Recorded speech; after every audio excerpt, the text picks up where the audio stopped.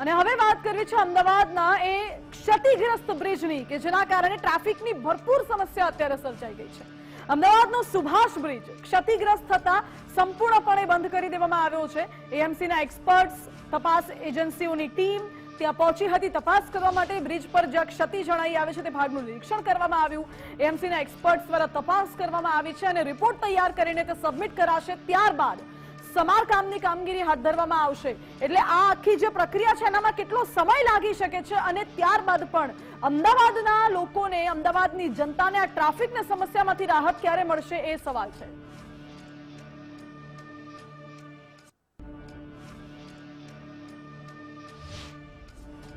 અમદાવાદનો Subhash bridge ક્ષતિગ્રસ્ત થતા તેને બંધ કરવામાં આવ્યો છે અને બિલકુલ જોઈ શકાય છે કે સમગ્ર જે સુભાષ બ્રિજ છે તે છેલ્લા કેટલાક દિવસોથી બિલકુલ સંપૂર્ણ રીતે બંધ હાલતમાં છે। બંને તરફ જે છે વાહન વ્યવહાર બંધ કરી દેવામાં આવ્યો છે। તેની વચ્ચે જે તિરાડ પડી છે ત્યારબાદ જે છે આ સુભાષ બ્રિજને બંધ કરવામાં આવ્યો। પરંતુ મહત્વનું છે કે તેના અલગ અલગ જે સ્પાન છે તેની કેપેસિટી કેટલી છે તે સંપૂર્ણ રીતે હાલ તપાસ થઈ રહી છે। અમદાવાદ મ્યુનિસિપલ કોર્પોરેશન એન્જિનિયરિંગ વિભાગના જે નિષ્ણાંતો છે, એક્સપર્ટ છે, તેઓ અહીં આજે આવ્યા અને તેમણે જે છે સમગ્ર બ્રિજની તપાસ કરી હતી। સાથે અન્ય તપાસ એજન્સીઓ પણ જોડાઈ હતી અને સૌએ જે છે આ બ્રિજની કેપેસિટી અને જે કંઈ ક્ષતિગ્રસ્ત થયો છે તેને લઈને સમગ્ર જે અહીં જે બ્રિજ છે તેનું નિરીક્ષણ કર્યું હતું ને હવે જે તે રિપોર્ટ જે છે તે એએમસીના અધિકારીઓને સોંપવામાં આવશે અને ત્યારબાદ આ જે બ્રિજ બંધ કરવામાં આવ્યો છે કેટલે તેની અંતર્ગત જે કંઈ ક્ષતિ થઈ છે, કેટલા પ્રમાણમાં છે અને કઈ રીતે તેની ભરપાઈ થઈ શકે, આ બ્રિજનું સમારકામ કઈ રીતે થઈ શકે તે સમગ્ર નિરીક્ષણ કરવામાં આવ્યું અને હવે જે રિપોર્ટ તૈયાર થશે ત્યારબાદ તેની ઉપર જે કંઈ એક્શન લેવામાં આવશે તેનો રિપોર્ટ આ એજન્સી આપશે। આજે મહત્વનું છે કે તમામ અધિકારીઓ અહીં આવ્યા હતા, કેટલીક એજન્સીઓ પણ તેમાં જોડાઈ હતી અને સૌ જે આખી ટીમ હતી તેને સમગ્ર બ્રિજનું નિરીક્ષણ કર્યું હતું અને જે તિરાડ પડી છે અને તેના જે સ્પાન છે તેની અંતર્ગત પણ જે છે તેનું નિરીક્ષણ કરવામાં આવ્યું છે અને આ જે રિપોર્ટ છે તે હવે સબમિટ કરવામાં આવશે અને ત્યારબાદ જે આખી ટીમ છે તેના જે નિષ્ણાંતો છે તેમની જે નિષ્કર્ષ જે તેમનો રિપોર્ટ હશે તેના આધારે આ સુભાષ બ્રિજનું જે છે સમારકામ હાથ ધરાશે। કેમેરા પર્સન ગજરાજ સાથે સંજય જોશી, ગુજરાત ફર્સ્ટ, અમદાવાદ। એટલે આજે આ સુભાષ બ્રિજનું નિરીક્ષણ કરવામાં આવ્યું પરંતુ જાણકારી એવી છે કે લગભગ 15 ડિસેમ્બર સુધી આ બ્રિજ બંધ રહી શકે છે। હાલ પણ સુભાષ બ્રિજનું નિરીક્ષણ ચાલી રહ્યું છે। 4 એજન્સીઓ આ બ્રિજનું આખું ટેસ્ટિંગ કરવાની છે અને તમામ ટેસ્ટ થયા બાદ એક રિપોર્ટ બનાવવામાં આવશે જે રાજ્ય સરકારને સોંપવામાં આવશે અને પછી રાજ્ય સરકાર આગામી નિર્ણય લેશે કે હવે આગળ શું કરવું એ અંગે નિર્ણય લેવામાં આવશે।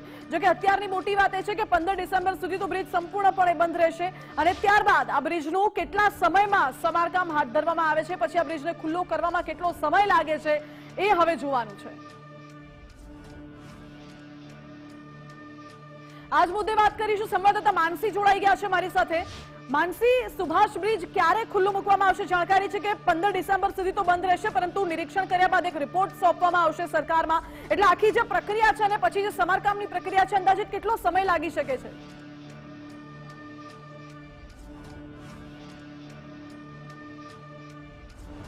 ચોક્કસથી માનસી, જે પરિસ્થિતિ સામે આવી રહી છે એને જોતા જ લાગી રહ્યું છે કે હજી પણ ઘણો સમય લાગી શકે છે। એટલે કે 15 ડિસેમ્બરનું તો કીધું જ છે પરંતુ જે દ્રશ્યો સામે આવી રહ્યા છે સુભાષ બ્રિજના, કે જે રીતે સુભાષ બ્રિજમાં તિરાડો પડી છે ત્યારે ચોક્કસથી 4 એજન્સી તપાસ કરશે ત્યારે પહેલા ચોક્કસથી કહી શકાય કે 15 ડિસેમ્બર કરતાં પણ વધારે જે સમય છે તે સમય લાગી શકે છે। અમદાવાદનો સૌથી વ્યસ્ત અને ઉત્તર ગુજરાતથી શહેરમાં પ્રવેશ કરવા માટેનો જે મુખ્ય રોડ તરીકે ગણાતા સુભાષ બ્રિજ પર જે રીતે તિરાડ અને સ્પાનનો ભાગ બેસી જવાની જે ઘટના છે તે સામે આવી રહી છે અને તેને જ લઈને કોર્પોરેશન તંત્ર દ્વારા તપાસનો જે ધમધમાટ છે તે શરૂ કરવામાં આવ્યો છે। એટલે કે આજે પણ કહી શકાય કે બ્રિજ નિર્માણ અને એજન્સીઓએ સુભાષ બ્રિજના ટેસ્ટિંગની જે કામગીરી છે તે આજથી શરૂ કરી દીધી છે। એટલે ચોક્કસથી સમય તો લાગી શકે છે કારણ કે અલગ અલગ 3 એજન્સી દ્વારા બ્રિજનો જે રિપોર્ટ છે તે રિપોર્ટ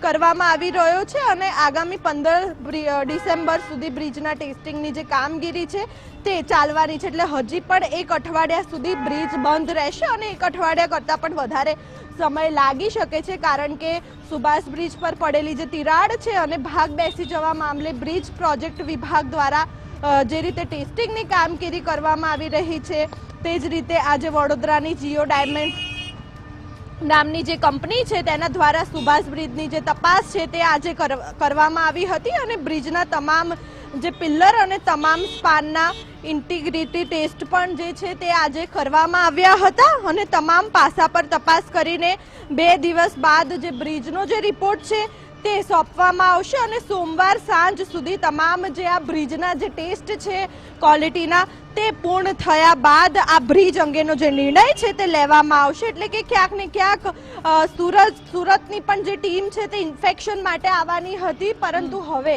આવતીકાલે કહી શકાય કે સુભાષ બ્રિજના ઇન્ફેક્શન માટે અને ટેસ્ટ માટે બીજી પણ ટીમ આવવાની છે IIET માંથી મુંબઈ અને બીજી જગ્યાએથી. ત્યારે તેમના દ્વારા પણ આ બ્રિજની કામગીરી અંગે જે તપાસ છે તે તપાસ કરવામાં આવશે અને ત્યારબાદ સોમવાર બાદ આ જે નિર્ણય છે તે નિર્ણય લેવામાં આવશે. અને ચોક્કસથી માનસી, હાલ જે દ્રશ્યો સામે આવ્યા છે અમદાવાદમાં, આ બ્રિજના કારણે અનેક લોકો અટવાયા છે અને અમદાવાદમાં એ હદનો ટ્રાફિક સાંજે ઓફિસ ટાઈમે જોવા મળે છે અને સવારે પણ ઓફિસ ટાઈમે જોવા મળે છે કે લોકોને ક્યાંક ને ક્યાંક હાલાકી પડી રહી છે. લોકોને ફરીને આવવું પડે છે રિવરફ્રન્ટમાંથી, એટલે કે લોકો પણ એટલા પરેશાન થઈ ચૂક્યા છે. અને વાત કરવામાં આવે તો 1 અઠવાડિયા સુધી આ જ પ્રકારે જે બ્રિજ છે તે બંધ જોવા મળશે, એટલે કે ક્યાંક ને ક્યાંક હજી પણ લોકોને મુશ્કેલીનો સામનો કરવાનો વારો આવશે. અને 1 અઠવાડિયા બાદ એટલે કે 15 ડિસેમ્બર બાદ બ્રિજની કામગીરી અંગે રિપોર્ટ આવશે અને ત્યારબાદ જ નિર્ણય લેવામાં આવશે. એટલે કે હજી પણ એ સ્પષ્ટ નથી કે 15 ડિસેમ્બરે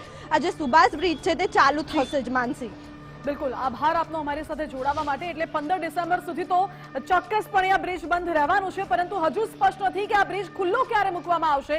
ઇન્સ્પેક્શન થશે, પછી સમારકામ, પછી રિપોર્ટની આખી જે પ્રક્રિયા છે ત્યારબાદ ક્યારે ખુલ્લું મૂકવામાં આવશે તો સ્પષ્ટ નથી. પરંતુ સુભાષ બ્રિજ બંધ રહેતા વાડજ વિસ્તારમાં ભારે ટ્રાફિકની સમસ્યા સર્જાઈ છે. આજે સવારથી દ્રશ્યો સામે આવ્યા જ્યાં ભારે ટ્રાફિક જામ સર્જાયો, ખાસ કરીને જે પીક અવર્સ હોય છે, ઓફિસ ટાઈમ હોય છે એ દરમિયાન.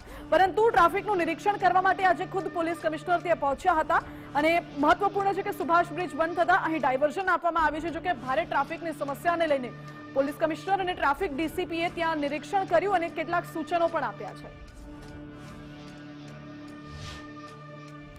સુભાષ બ્રિજના બંધ થયા પછી થોડી ટ્રાફિકના ઇસ્યુ જે વધ્યા છે એમાં આજે વાડજ જે એરિયા છે, વાડજ સર્કલ છે, એમ અહીંયા સૌથી વધારે પ્રોબ્લેમો આવી રહી છે.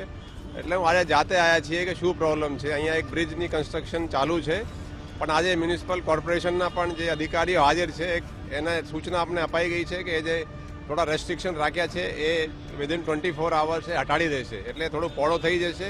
તો અહીંયાથી પણ ટ્રાફિક હલકો થશે અને અહીંયા વચ્ચે જે રાખ્યા છે એ લોકો બેરિકેડ એ પણ એને હટાડશે.